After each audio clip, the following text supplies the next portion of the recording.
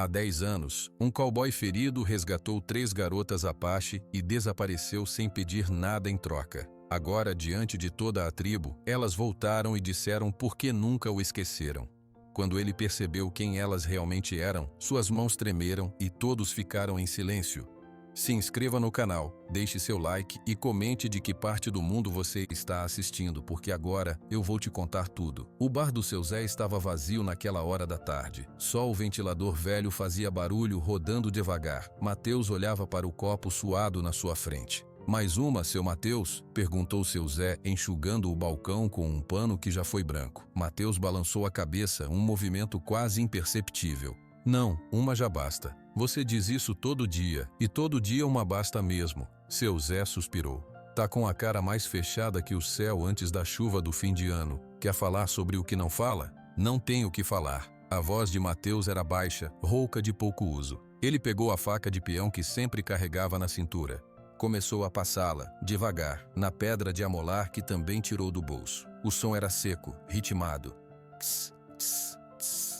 Isso aí já tá afiada para matar um boi de cima de um cavalo, homem. Mateus não respondeu. Continuou afiando. Tss, tss.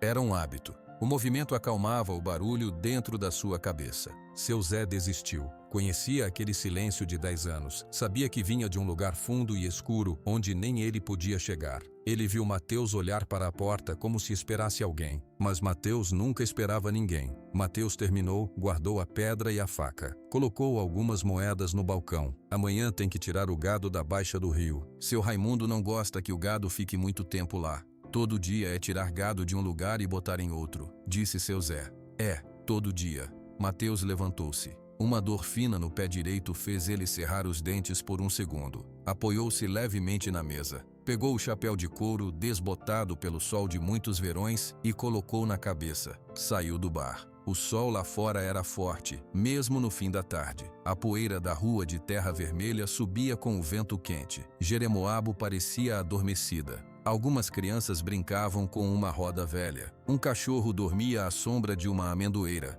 Ele caminhou devagar, mancando só um pouco. A casa dele ficava na beirada do povoado. Era um casebre de taipa, pequeno, mas limpo.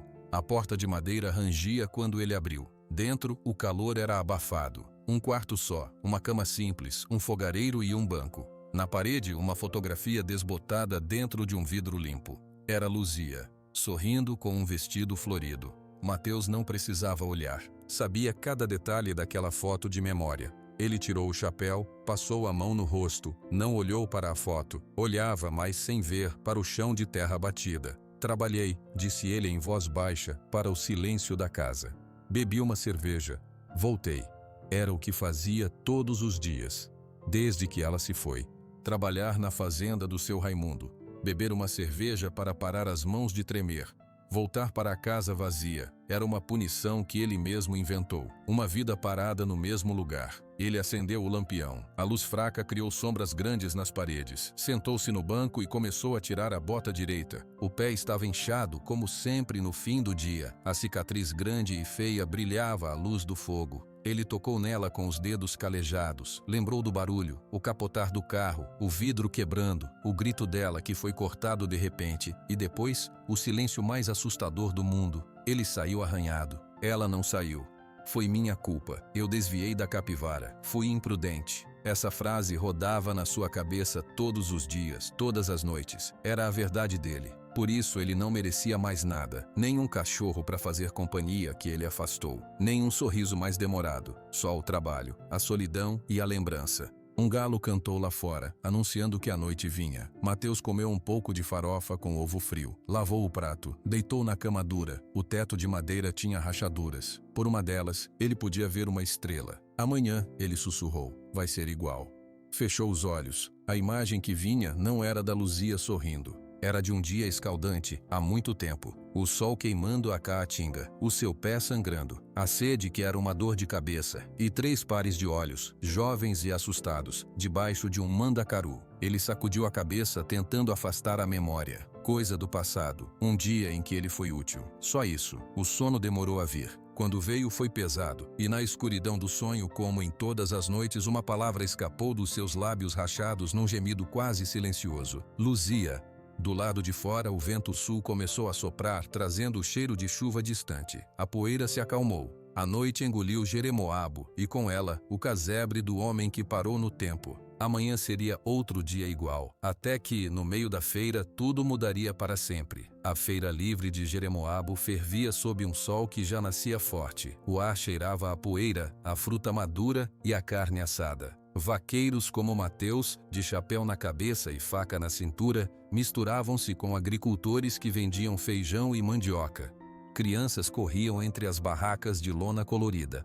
Mateus estava parado na frente do seu Zé, que tinha uma banca de utensílios. Ele examinava uma nova pedra de amolar. Essa aqui é boa, seu Mateus. Vem do Rio São Francisco, afia até a tristeza, disse seu Zé tentando um sorriso. Mateus pegou a pedra, pesou na mão. Ia responder quando a voz alta de Edson cortou o barulho da feira. Edson era o sobrinho do seu Raimundo, um homem magro de olhos sempre apertados, como se estivesse calculando o preço de tudo. Olha só quem não quer ser incomodado, disse Edson chegando perto com dois amigos. O vaqueiro fantasma. Trabalha, bebe, desaparece. Nem parece de carne e osso. Mateus nem olhou para ele. Colocou a pedra de volta na banca. Só vim buscar uma pedra. Tá certo, melhor ficar amolando faca do que amolar os outros. Edson riu e seus amigos riram também. Falando nisso, o tio Raimundo mandou avisar. O gado da Baixa do Rio precisa vir hoje, sem falta. Já sei, respondeu Mateus, breve. Ele estava virando para ir embora quando um silêncio diferente começou a se espalhar pela praça. Não era um silêncio completo, mas uma queda no volume das vozes, um sussurro que se movia como onda. As pessoas paravam de falar e olhavam para a entrada da rua principal. Edson franziu a testa. O que é isso agora? Então, elas apareceram. Eram 3 mulheres. Andavam em uma linha, uma atrás da outra, não pela calçada, mas pelo meio da rua de terra, como se o caminho todo fosse delas. A primeira era uma mulher de idade, de cabelos longos e grisalhos presos em tranças complexas.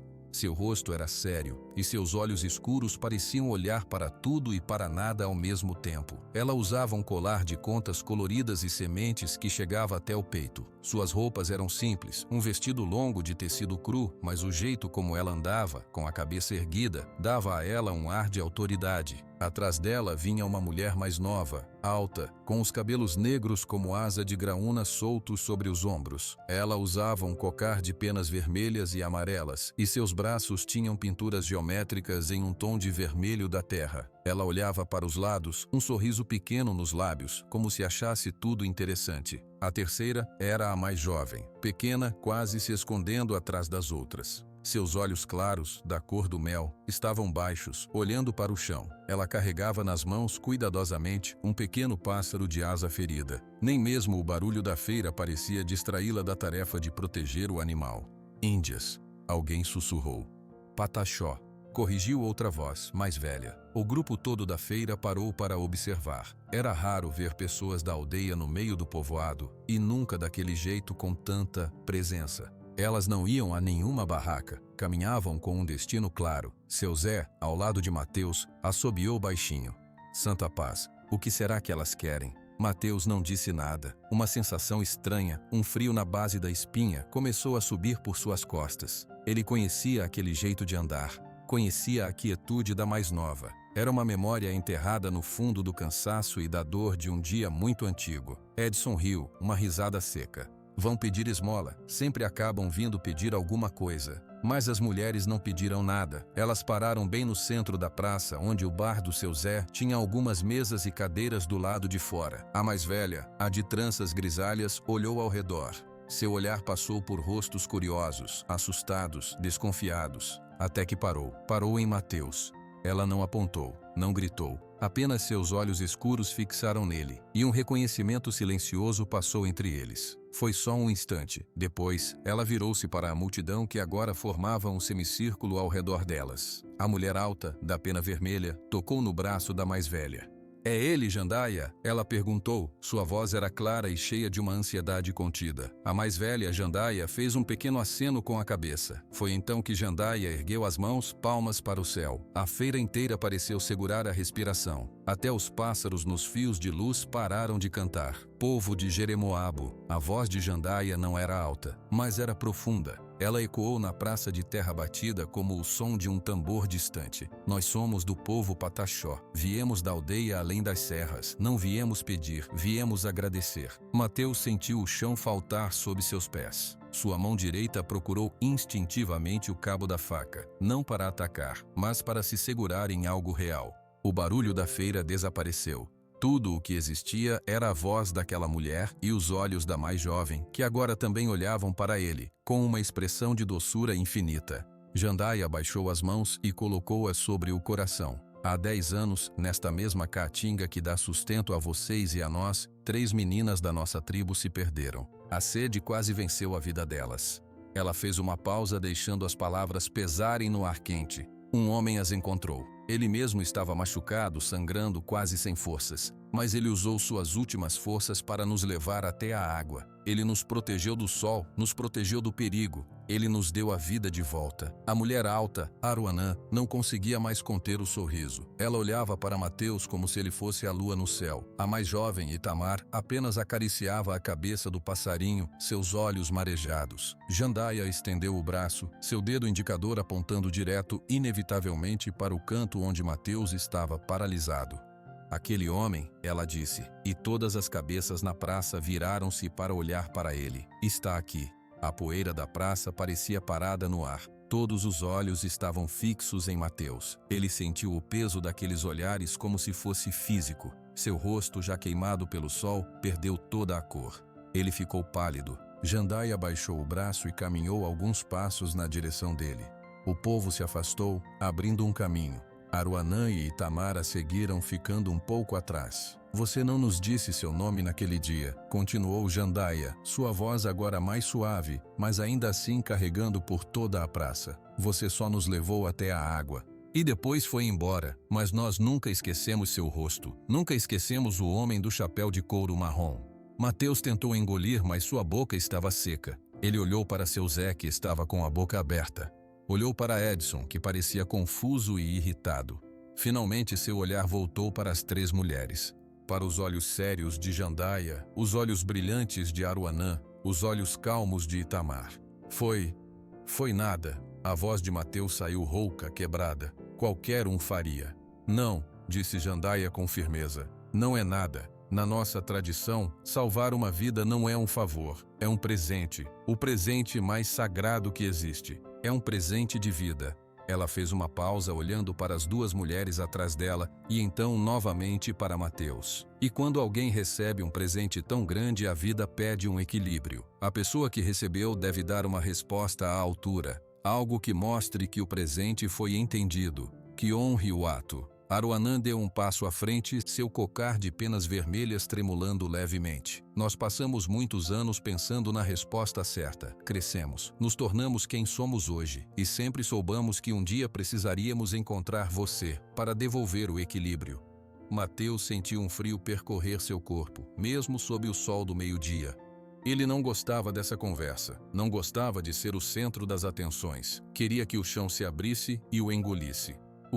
O que vocês querem? Ele perguntou, forçando as palavras. Jandaia respirou fundo. Suas tranças grisalhas pareciam ainda mais sérias sob a luz forte. Ela olhou diretamente para os olhos de Mateus. Mateus, ela disse, usando seu nome pela primeira vez. A palavra soou estranha e íntima na boca dela. Nós, Jandaia, Aruanã e Itamar, do povo Pataxó, viemos aqui hoje para fazer um pedido. Um pedido que vai restaurar o equilíbrio. A praça estava tão silenciosa que se podia ouvir o zumbido de uma mosca. Queremos que você aceite se casar com uma de nós. Por um instante não houve reação. As palavras pareceram flutuar no ar sem significado. Mateus piscou, como se não tivesse entendido. Então, o significado chegou. Um tremor começou em suas mãos. Um tremor fino e incontrolável. Ele olhou para Jandaia, depois para Aruanã, depois para Itamar.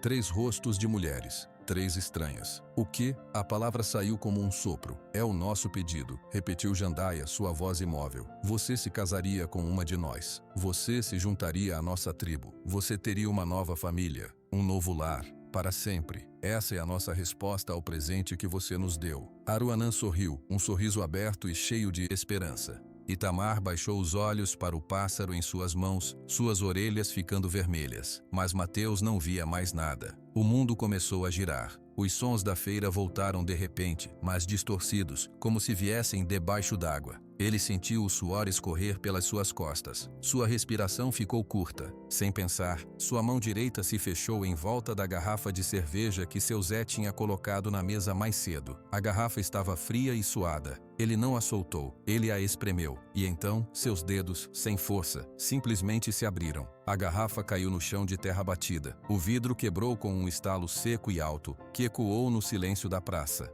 A cerveja marrom se espalhou na poeira, formando uma mancha escura. Mateus olhou para os cacos de vidro aos seus pés. Olhou para suas mãos vazias e trêmulas. Levantou os olhos e viu as 3 mulheres ainda olhando para ele, esperando. Ele abriu a boca. Nenhum som saiu. Seu coração batia tão forte que ele achou que todos poderiam ouvir.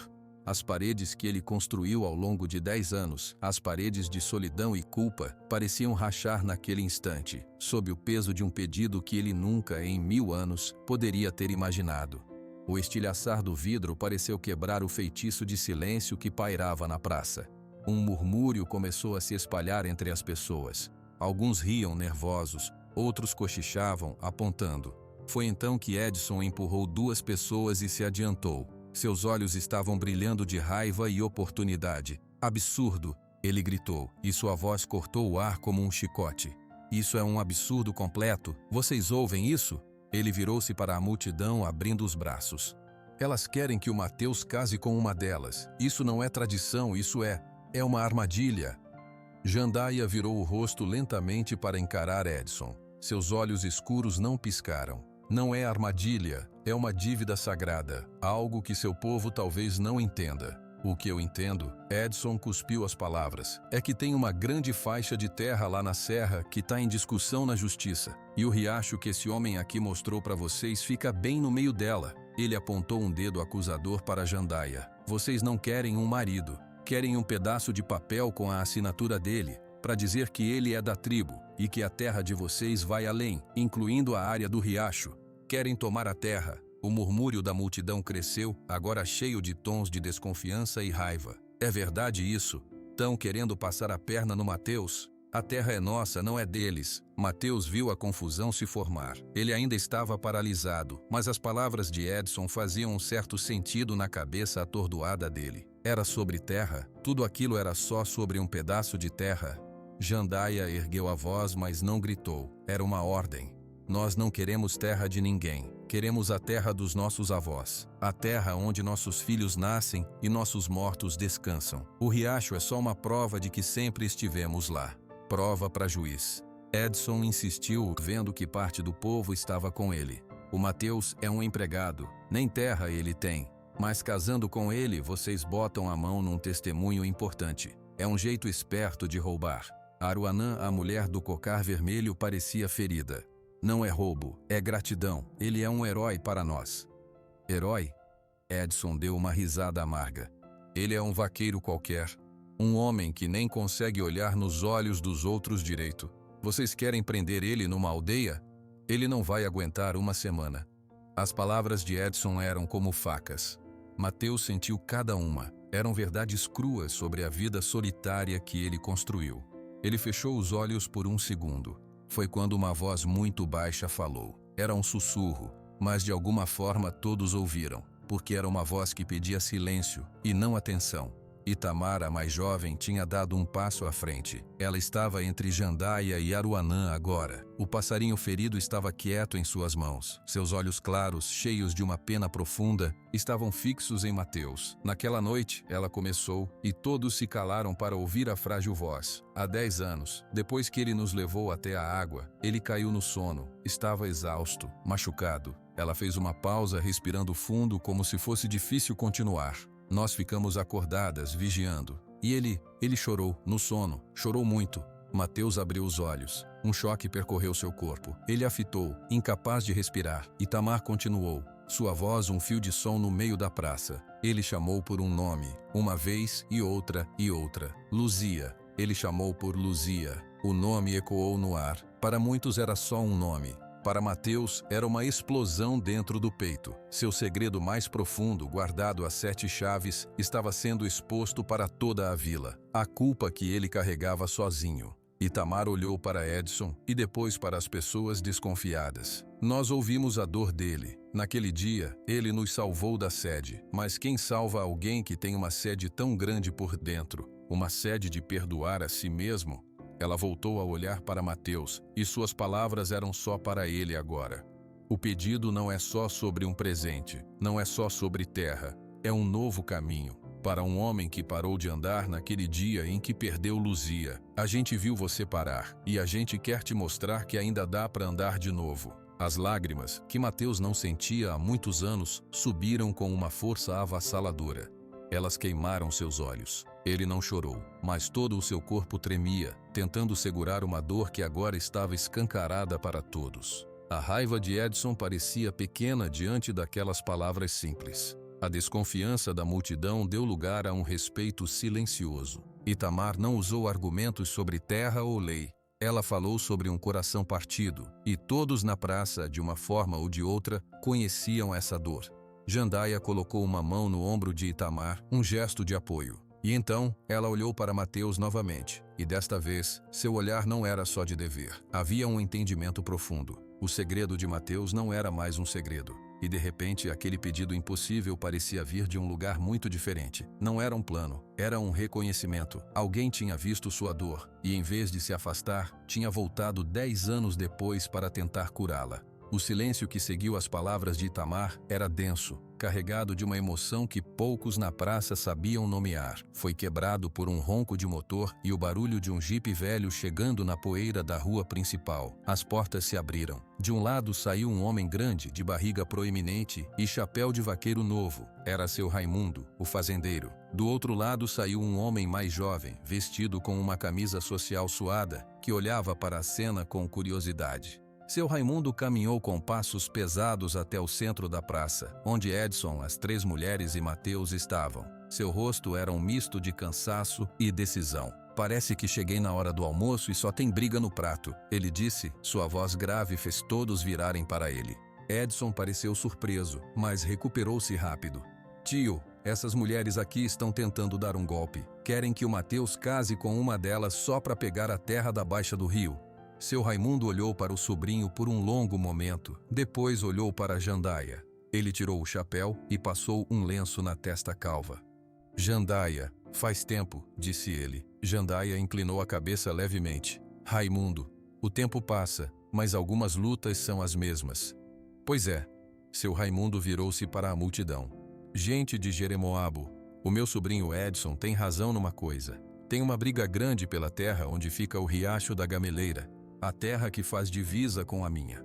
O homem da camisa social que tinha se aproximado falou. Sou o Dr. Marcelo, advogado. Essa área está sob disputa judicial há 3 anos. Um empresário de São Paulo, dono da empresa AgroSul, alega que a terra é dele por uma escritura antiga. A FUNAI, junto com o povo Pataxó, alega que é terra tradicional indígena. Seu Raimundo continuou. O que ninguém tinha era uma prova muito concreta do uso tradicional daquele pedaço específico. Até agora, ele apontou para Jandaia, Aruanã e Itamar. A história que essas mulheres acabaram de contar para todos nós. A história de como elas, 3 jovens da tribo, foram salvas justamente naquele riacho, há 10 anos. Isso é prova. Prova de que o povo Pataxó sempre transitou, sempre usou, sempre conheceu aquele lugar. Dr. Marcelo acenou com a cabeça, animado. Exatamente. Um relato como esse, com detalhes específicos, com testemunhas, e agora com a confirmação do Sr. Mateus aqui, isso fortalece enormemente o caso na Justiça Federal. Mostra um vínculo histórico e afetivo com a terra. Edson estava vermelho. Tio, você está ajudando eles? Essa terra é boa. Poderíamos negociar com o empresário? Calma aí, garoto, disse seu Raimundo e sua voz tinha um tom de advertência. Primeiro, não é minha terra para negociar. Segundo, a AgroSul quer desmatar tudo para plantar soja. vai acabar com as nascentes. O riacho que salvou a vida dessas moças e que dá água para o meu gado na seca vai virar poeira. Ele olhou para Mateus, que parecia ter sido atingido por outra onda de surpresa. Mateus, meu filho, quando você levou elas para a água naquele dia, você não salvou só 3 vidas. Você guardou sem saber a chave para provar que aquele lugar tem dono. Tem dono de verdade, que é o povo que nasceu e cresceu ali. Jandaia falou, direcionando-se a Mateus também. O Dr. Marcelo nos explicou isso há algumas luas. Quando soubemos que a prova que faltava era a nossa própria história, nós lembramos de você, o homem que fez parte dessa história. O pedido de casamento não é um truque, é de verdade, mas também é um jeito de fortalecer ainda mais nosso laço com a terra. Se você, um homem da Caatinga, um filho desta região, se juntar ao nosso povo, isso mostra a união, mostra que a proteção daquele lugar importa para todos, não só para nós. Aruanã acrescentou, sua voz um pouco menos confiante agora. É verdade, mas o pedido não deixa de ser verdadeiro. A gratidão é verdadeira. Mateus finalmente encontrou sua voz, que saiu rouca. Então, a minha decisão não é só sobre mim. Não, disse seu Raimundo firmemente. É sobre o futuro daquele pedaço de chão. É sobre manter a água correndo. É sobre respeitar o direito deles. E quem sabe, é sobre você também. O advogado concordou. A opção do senhor Mateus é pessoal, claro, mas o simbolismo dele aceitar se unir à comunidade Pataxó, especialmente após essa história vir à tona, teria um peso imenso no processo. Seria um gesto concreto de reconhecimento e aliança. Edson deu um passo para trás, olhando para o tio com raiva pura. Você é um velho bobo. Está jogando nossa chance fora por causa de umas índias e um vaqueiro bêbado. Antes que seu Raimundo respondesse, Mateus falou. Suas mãos já não tremiam. O choque estava dando lugar a uma clareza fria e pesada. Eu não sou dono de nenhuma terra, ele disse olhando para Edson. Sou um empregado, sempre fui. Mas aquele riacho, a água que mata a sede, isso não tem preço. Ele virou-se para Jandaia. E o seu pedido? Agora eu entendo que é maior do que eu pensei. Ele não disse sim. Não disse não, mas todos na praça podiam ver.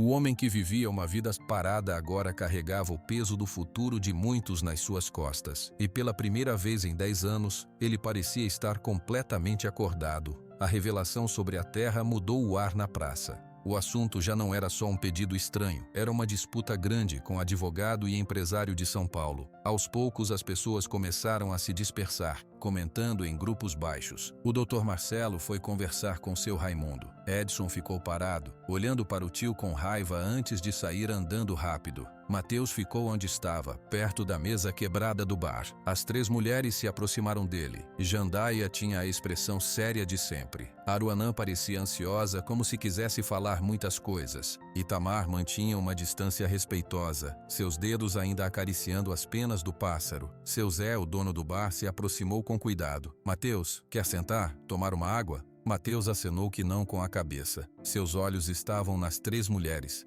Preciso entender, ele disse baixinho. Jandaia foi a primeira a responder. Então vamos falar, mas não aqui.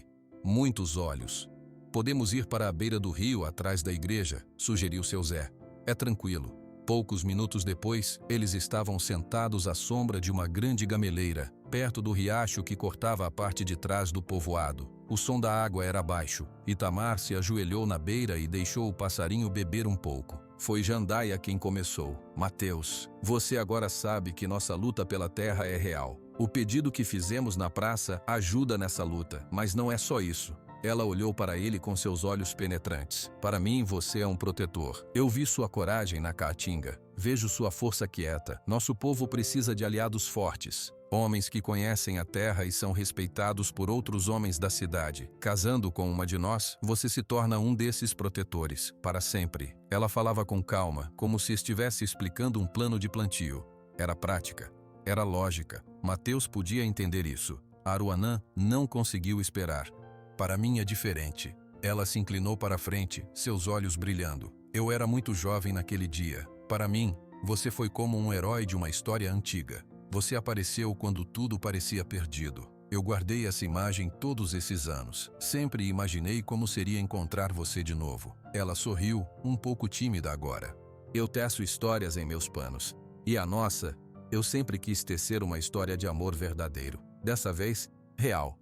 Mateus olhou para ela, viu o entusiasmo, a fantasia. Era como um fogo bonito, mas que ele não sabia se podia alimentar. Ele era um homem de cinzas, não de chamas. Itamar não disse nada, apenas observava a água. O passarinho revigorado bateu as asas uma vez e voou, subindo na gameleira. Ele vai ficar bem, disse Itamar, mais para a árvore do que para eles. Depois, ela virou-se lentamente para Mateus. Seus olhos claros encontraram os dele por um segundo antes de baixarem. Eu escuto os animais, escuto o vento, escuto as plantas com sede. Ela fez uma pausa.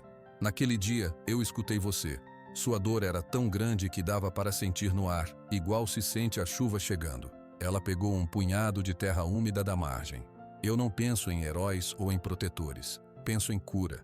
Você está machucado por dentro. A cicatriz do seu pé é nada perto da cicatriz no seu espírito. Ela deixou a terra cair devagar. Eu só queria poder cuidar, para que um dia você pudesse ouvir os pássaros de manhã sem pensar que não merece ouvi-los. As palavras de Itamar foram as mais simples, e foram as que mais doeram, porque eram as mais verdadeiras. Ela não pedia nada dele, apenas entendia. Mateus ficou em silêncio por um longo tempo. O riacho fazia seu barulho suave. 3 razões diferentes, ele finalmente falou. Uma quer um guardião para o povo, outra quer um herói de uma história. A terceira quer cuidar de um homem machucado. Ele olhou para cada uma. Eu não sou nenhuma dessas coisas. Sou um vaqueiro. Cometi um erro que tirou uma vida. Passei 10 anos tentando pagar por isso. Não sou herói, não sou protetor, e não sei se posso ser curado. Jandaia respondeu. Nós não estamos pedindo para você virar outra pessoa. Estamos pedindo para você se juntar. Sua força, sua história, até sua dor. Tudo isso tem valor. Tudo isso pode servir a um propósito maior. Aruanã parecia um pouco decepcionada. Mas, você não sente nada? Nada daquela conexão? Mateus pensou bem antes de responder. Sinto gratidão por vocês terem lembrado de mim. Sinto confusão, mas amor.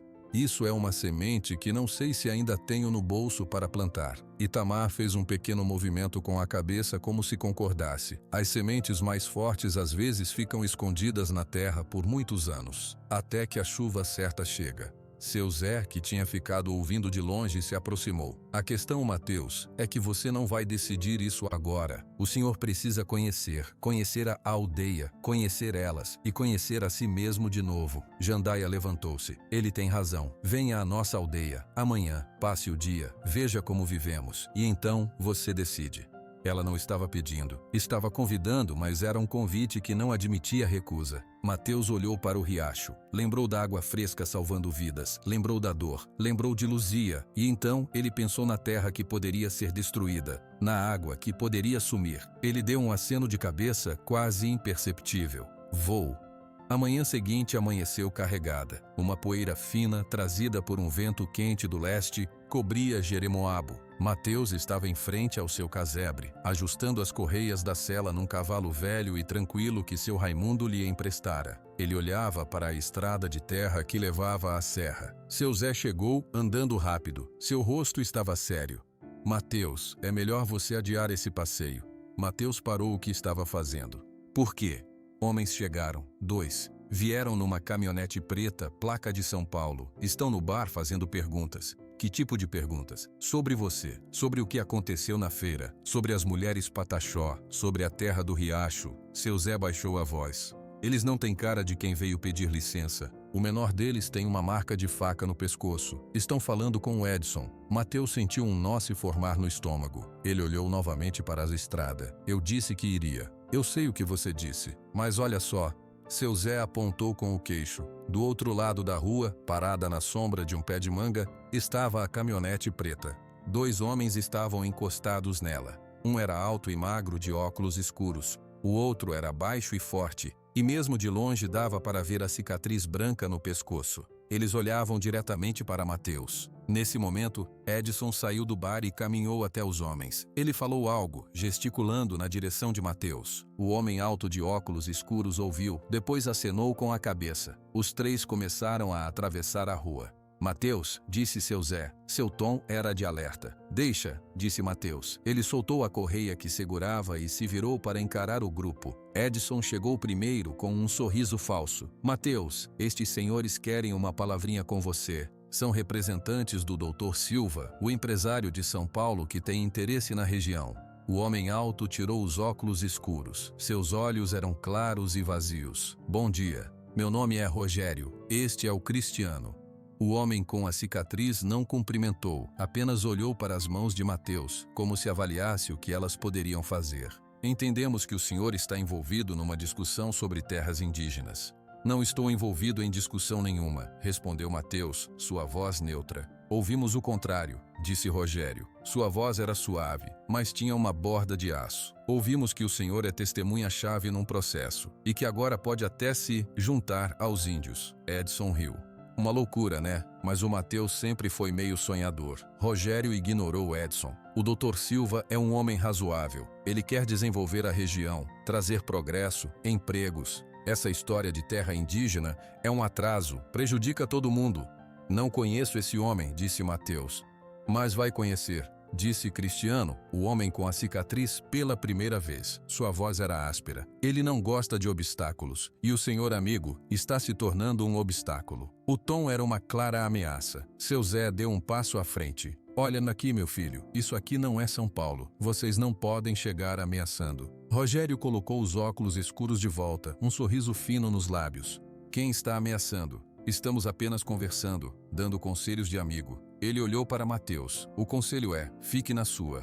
Cuide dos seus bois. Deixe essa briga de terra para quem entende do assunto. É muito perigoso para um homem simples se meter. E se eu não seguir o conselho? Perguntou Mateus, olhando fixamente para os olhos escuros dos óculos. Rogério deu de ombros. Acidentes acontecem, na estrada, na roça, até na cidade pequena. Fogo, briga de bar, coisas tristes. Ele puxou uma carteira do bolso e tirou uma nota de dinheiro. Colocou em cima da cerca de madeira perto de Mateus. Isso é para a sua gasolina, para você pensar bem. Não precisa dar resposta agora. Os dois homens viraram-se e foram embora, caminhando calmamente de volta à caminhonete. Edson ficou para trás, olhando para a nota. Eles são sérios, Mateus. É melhor ouvir. Ele baixou a voz. O meu tio é um velho teimoso. Ele não vê a oportunidade que está na nossa frente. Esses homens têm poder. Eles podem fazer a vida de todo mundo aqui muito difícil. Você está com eles? Perguntou Mateus, finalmente entendendo. Edson não negou. Estou com o futuro. E o futuro é progresso. Não é ficar preservando mato para índio. Ele virou-se para ir embora, mas parou.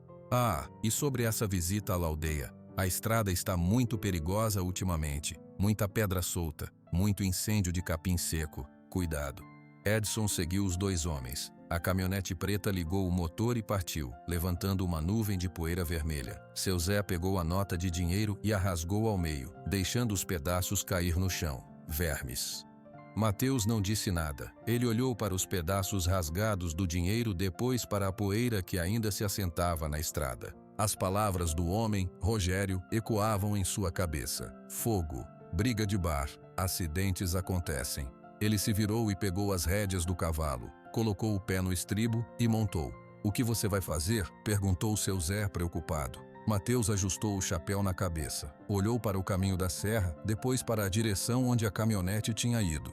Vou fazer o que disse que ia fazer, ele respondeu. Eles falaram de perigo, mas ficar parado também é uma escolha perigosa. Ele deu um leve toque nos flancos do animal e começou a seguir pela estrada de terra, na direção da aldeia Pataxó. A poeira que seu cavalo levantava se misturava com a poeira que ainda não havia baixado da ameaça. A estrada para a aldeia era mais longa e mais íngreme do que Mateus imaginava. O cavalo suava sob o sol do meio-dia. Quanto mais ele subia, mais o ar mudava. O cheiro de poeira quente dava lugar ao cheiro de folhas molhadas, terra úmida e fumaça de lenha. O barulho do povoado desapareceu completamente, substituído pelo canto de pássaros que ele não conhecia. Ele chegou a uma clareira ampla. A aldeia não era como ele pensava. Havia casas de taipa e madeira, mas também estruturas maiores, redondas, com telhados de palha. Crianças brincavam correndo. Mulheres teciam em panos coloridos estendidos no chão. Homens afiavam ferramentas perto de uma fogueira baixa. Todos pararam o que estavam fazendo quando o viram chegar. Jandaia saiu de uma das casas maiores. Ela não parecia surpresa. Você veio? Disse ela. Disse que viria, respondeu Mateus desmontando. Muitos dizem, e depois ouvem o vento das ameaças e mudam de direção. Ela observou o rosto dele. Você ouviu o vento? Ouvi. E veio mesmo assim. Isso é bom. Ela fez um gesto com a mão. Venha, ande comigo. Ela o levou pela aldeia sem pressa. Mostrou a roça de mandioca e milho, os pés de fruta. Mostrou o riacho pequeno que corria limpinho, onde mulheres lavavam roupas e crianças se banhavam. Tudo o que precisamos vem daqui, da terra, da água. Se perdermos a terra do Riacho Grande, perdemos uma veia importante. A água de lá é mais forte, cura mais. E as pessoas? Perguntou Mateus, olhando para os rostos curiosos que os observavam. As pessoas são como as plantas. Se você arranca a raiz, a planta morre. Nossa raiz é esta terra. Mais tarde, Aruanã o encontrou perto das tecelãs. Seu rosto estava animado. Você gostou? É lindo, não é? É, tranquilo, ele admitiu. Venha, quero te mostrar algo. Ela o levou até sua cabana. Dentro, panos lindos, cheios de cores e formas geométricas pendurados nas paredes. Cada um conta uma história. Este aqui, ela apontou para um com padrões de espinha de peixe, conta a história do rio. E este, ela tocou em um pano com desenhos que lembravam um homem e 3 figuras sob uma grande planta. Este eu comecei agora. É sobre aquele dia. Mateus olhou para o pano inacabado. Ele se viu retratado em linhas simples. Foi uma sensação estranha. Você guardou isso por tanto tempo, ele disse. Como poderia esquecer? Os olhos de Aruanã brilhavam. Para você foi um dia, para mim foi o dia em que tudo mudou. Eu vi que existiam heróis de verdade. Mateus sentiu um peso. Eu não sou esse homem do pano, Aruanã. Você é, ela insistiu, mas seu sorriso vacilou um pouco ao ver a seriedade no rosto dele. No final da tarde, Mateus se sentou sozinho na beira do riacho da aldeia. Foi quando Itamar se aproximou. Ela sentou-se a uma distância dele sem falar. Tirou os sapatos e colocou os pés na água fria. Mateus, depois de um momento, fez o mesmo. A água gelada aliviou a dor antiga no seu pé. Eles ficaram em silêncio por um longo tempo. O sol começava a descer, pintando as árvores de laranja. O pássaro, disse Mateus finalmente. Aquele da praça. Ele sobreviveu? Itamar acenou com a cabeça. Voou para casa. Fico feliz.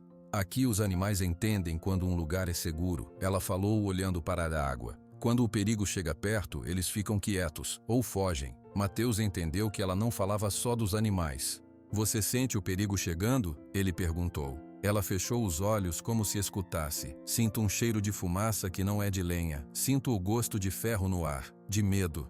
Ela abriu os olhos e olhou para ele. Eles vão tentar queimar algo, a floresta ou a nossa coragem. Jandaia acha que eu posso ser um escudo. Aruanã acha que eu posso ser um herói. E você? A pergunta saiu mais direta do que ele planejava. Itamar pensou. Acho que você pode ser um par de olhos a mais para ver o perigo chegar. E um par de mãos a mais para ajudar a apagar o fogo. Nada mais, nada menos. Era a primeira vez que alguém não pedia nada grandioso dele. Apenas sua presença, sua ajuda simples. Isso ele achou que talvez pudesse dar.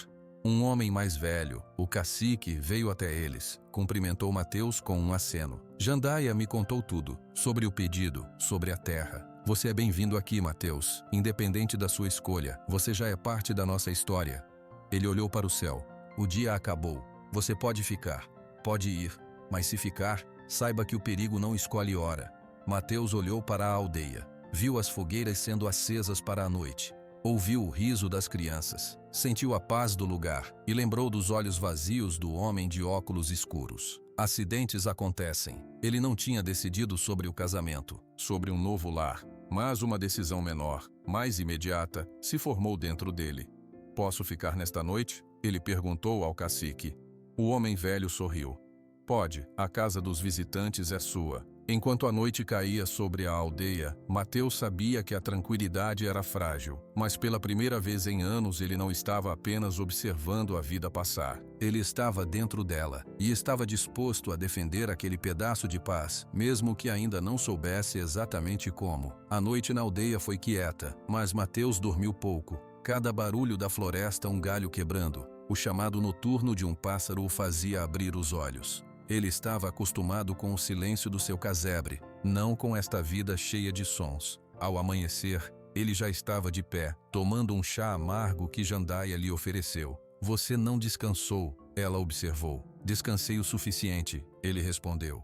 O dia começou normalmente. As mulheres foram para a roça, as crianças para a pequena escola da aldeia. Mateus ficou ajudando alguns homens a consertar uma cerca que impedia os porcos de entrarem na plantação. Era um trabalho simples, físico, que lhe fazia bem. Foi perto do meio-dia que o vento mudou. Um vento quente e seco, que vinha do lado da serra onde ficava a terra em disputa. Itamar, que estava sentada perto da horta medicinal com Jandaia, levantou a cabeça de repente. Seu nariz farejou o ar. Algo está errado, ela disse, sua voz fina carregada de alarme. Jandaia parou de separar ervas. O que você sente? Cheiro de fumaça. Não é de fogão, é de capim seco queimando. Muito. Mateus também sentiu o cheiro. Conhecia aquele cheiro. Incêndio na caatinga na época seca era rápido e mortal. Ele largou a ferramenta e subiu num ponto mais alto, perto da aldeia. Olhou na direção do vento. Uma coluna fina de fumaça cinza subia ao céu, a vários quilômetros de distância. Lá, ele apontou. Jandaia apareceu ao seu lado. Seu rosto endureceu. É na direção da mata sagrada, onde ficam as árvores mais antigas, onde nossos ancestrais estão enterrados. Um grito ecoou na aldeia. Um jovem que tinha ido caçar voltou correndo. Fogo, um grande fogo vindo pelo vale, está se espalhando rápido com esse vento. O pânico começou a se instalar. Homens e mulheres corriam, buscando baldes, bacias, pás. Crianças choravam. O cacique, com a voz firme, tentou organizar todos. Homens, vamos para o fogo. Mulheres, preparem água e panos molhados. Crianças para o riacho, longe do fogo. Mateus viu a confusão, viu o medo nos olhos deles. Ele olhou para a coluna de fumaça que agora engrossava. O vento soprava em direção à aldeia. Se o fogo chegasse às casas de palha, não adianta correr para o fogo sem direção. Ele falou mais alto do que o habitual. Todos pararam para olhar para ele. O fogo na caatinga segue o vento e o capim seco. Temos que criar um corta-fogo. O quê? Perguntou um dos homens. Uma faixa de terra limpa, sem nada para queimar. A gente queima um pedaço controlado na frente do fogo grande. Quando o fogo grande chegar, não tem o que pegar e ele apaga. Jandaia entendeu imediatamente. Você sabe fazer isso?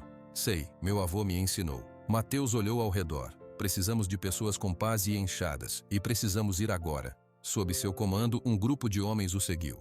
Itamar insistiu em ir também, carregando um balde de água. Eles correram em direção ao fumo. O calor já dava para sentir no rosto. O rugido do fogo era um som assustador. Chegando mais perto, Mateus viu as chamas altas devorando os arbustos secos. O fogo caminhava direto para um trecho de mata mais fechada e alta, a mata sagrada. Aqui, ele gritou, indicando uma faixa de terra mais rochosa. Cavem aqui, tirem tudo que é mato seco, rápido! Todos começaram a cavar e a arrancar plantas. Mateus trabalhou com uma força que ele mesmo não sabia que tinha. As chamas se aproximavam. O ar ficou irrespirável, cheio de cinzas. Ele olhou para trás e viu Itamar, não fugindo, mas molhando as costas dos homens com água para aliviar o calor. Seus olhos estavam arregalados de medo, mas suas mãos não tremiam. De repente, um estalo alto. Uma árvore menor, atingida pelo fogo nas bordas, inclinou-se com um gemido de madeira queimando. Ela não caiu diretamente sobre ninguém, mas um grande galho em chamas se partiu e foi lançado pelo vento, girando no ar.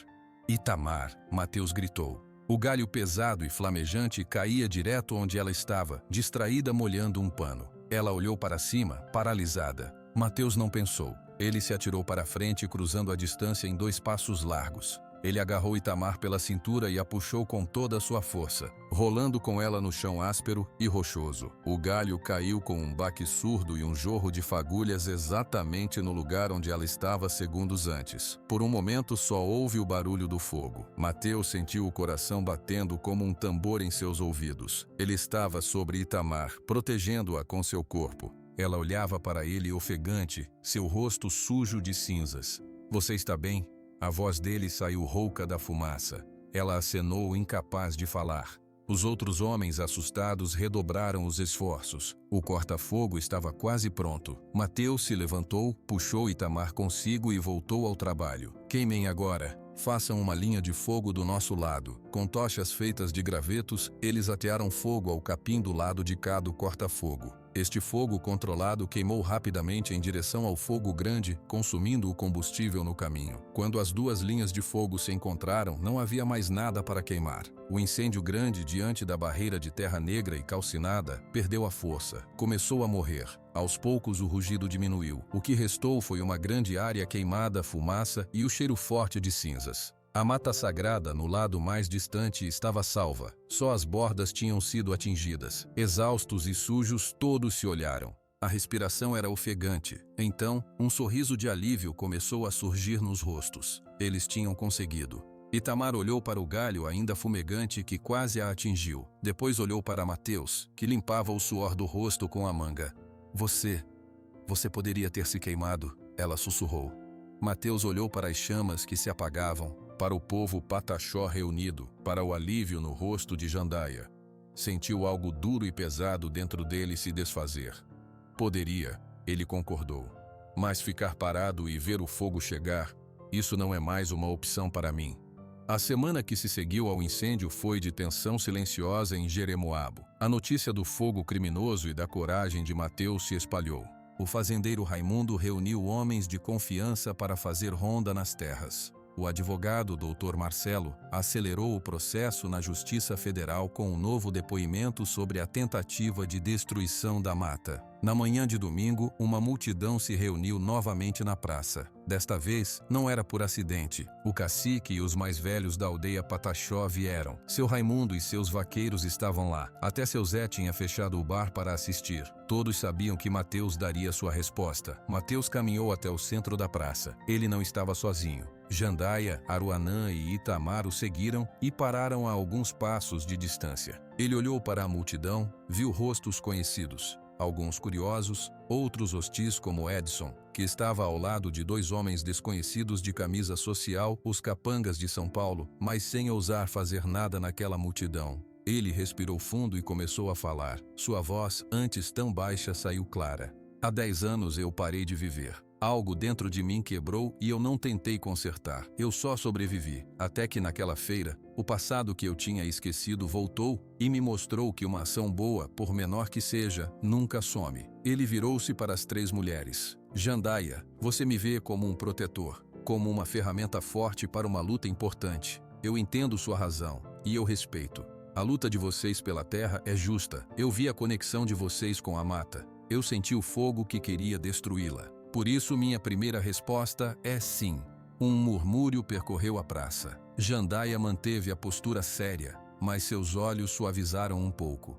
Sim, eu me junto ao povo pataxó nessa luta, não como um dono da terra, porque não sou dono de nada, mas como um aliado, como um irmão. Eu vou dar meu depoimento para a justiça. Eu vou ajudar a proteger o riacho e a mata. Esse é o meu lugar. Ele então olhou para Aruanã. Ela segurava as mãos tensionadas na frente do corpo. Aruanã, você guardou a memória de um herói, e eu sou grato por ter te dado um bom sonho para segurar. Mas eu não sou um herói, sou um homem, com medos, com erros passados. Se você procurar um herói no pano que tece, você vai se decepcionar comigo. Eu não posso prometer uma grande história de amor, porque não sei se tenho isso dentro de mim para dar. O rosto de Aruanã ficou triste, mas ela acenou com a cabeça como se já esperasse aquilo. Finalmente Mateus olhou para Itamar. Ela parecia pequena diante de todos aqueles olhares, mas seus olhos claros estavam fixos nele, sem medo. Itamar, você não me pediu para ser um protetor ou um herói. Você viu a ferida e ofereceu cuidado. Você ouviu o meu silêncio e não tentou preencher com barulho. Na hora do fogo você não fugiu, ficou e ajudou. Ele fez uma pausa, escolhendo as palavras com cuidado. O pedido de casamento de vocês, eu não posso aceitar. Não agora, não dessa forma, porque um casamento não pode ser um pagamento por uma dívida. E não pode ser uma estratégia, por mais nobre que seja, tem que ser um começo verdadeiro. A multidão ficou em silêncio tentando entender. Então esta é a minha resposta completa, anunciou Mateus voltando-se para todos. Eu aceito me juntar à comunidade pataxó como um irmão, para lutar pela terra ao lado deles. E para dar uma chance a um novo começo, eu peço permissão para caminhar ao lado de Itamar, para nos conhecermos, sem promessas grandes, sem pressa, apenas caminhando. Se um dia desse caminho nascer algo mais forte, aí sim será o tempo certo. Foi uma resposta que ninguém esperava. Não era um sim, não era um não. Era um caminho do meio. Um caminho de respeito. Jandaia foi a primeira a se mover. Ela caminhou até Mateus e colocou as duas mãos nos ombros dele. Você honrou o presente com sabedoria. A aldeia te recebe como irmão. Ela então olhou para Itamar. E você, irmã? Itamar deu alguns passos até ficar ao lado de Mateus. Ela não pegou na mão dele, apenas ficou ali, olhando para a frente, um pequeno sorriso em seus lábios. Eu gosto de caminhar, ela disse simplesmente. Aruanã enxugou uma lágrima, mas depois sorriu, um sorriso de aceitação. Talvez eu teça uma nova história, sobre um novo começo. É uma boa história também. Do lado da multidão, Edson fez um barulho de desprezo e foi embora. Seu Raimundo bateu palmas, uma palma só, forte. E então, outros começaram a bater também. Não era um aplauso de festa, era um reconhecimento. Mateus olhou para o horizonte, para a serra onde ficava o riacho que um dia salvou 4 vidas. Ele não tinha resolvido tudo. A luta pela terra continuava. A dor pela Luzia ainda estava lá. Mas pela primeira vez em uma década, ele não estava parado, ele tinha dado um passo. E agora, tinha uma direção para seguir e uma pessoa quieta para acompanhá-lo no caminho. O futuro finalmente tinha começado.